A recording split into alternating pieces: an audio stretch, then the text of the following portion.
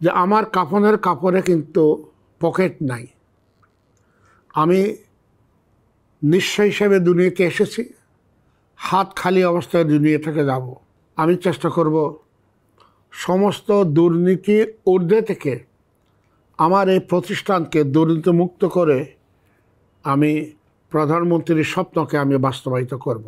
পরিবেশ বান্ধব, স্মার্ট, আধুনিক, মানুষের বাস উপযোগী একটা চট্টগ্রাম, পরিকল্পিত চট্টগ্রাম গড়ে তোলা।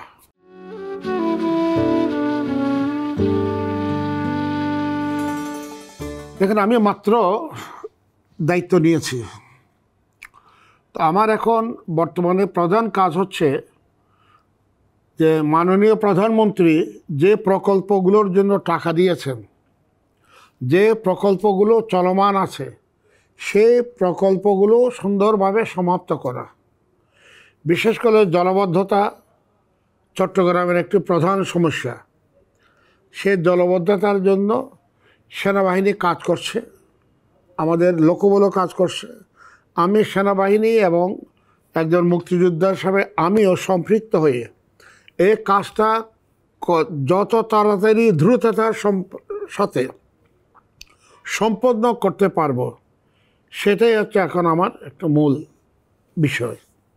আর দ্বিতীয় এজেন্ডার মধ্যে আমার যেটা রয়েছে যে এখানে কিছু প্রজেক্ট রয়েছে যেগুলো এখনও সমাপ্ত হয় নাই, এইগুলো দ্রুততার সাথে সমাপ্ত করা এবং আগামী দিনে একটি পরিবেশ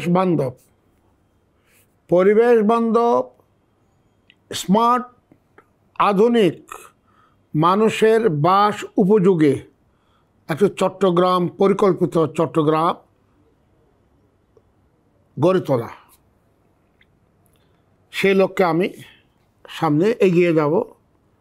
এবং এখানে আপনারা জানেন যে কিছু কথা ওঠে, যে কিছু দুর্নীতির কথা ওঠে।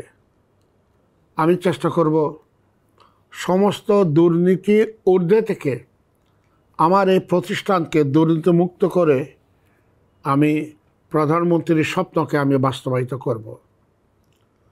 আর একটা কথা বলে রাখি যে আমার কাফনের কাপড়ে কিন্তু পকেট নাই।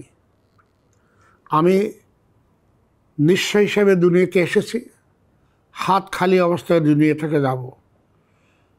আমি চাইব এই দুনিয়াতে আমি একজন মুক্তিযোদ্ধা হিসাবে, যেমন করে মুক্তিযোদ্ধা ছিলাম, যেমন করে একজন বঙ্গবন্ধু হত্যার প্রতিবাদ হিসেবে প্রতিরোধ যোদ্ধা ছিলাম, সেভাবে আমি শেখ হাসিনার একজন নগণ্য কর্মী হিসেবে, খাদেম হিসেবে এই চট্টগ্রামের জন্য কল্যাণকর কাজ করে আমার নিজের জীবনকে উৎসর্গিত করে আমি আল্লাহর কাছে ফিরে যাব। এটা হচ্ছে আমার উদ্দেশ্য।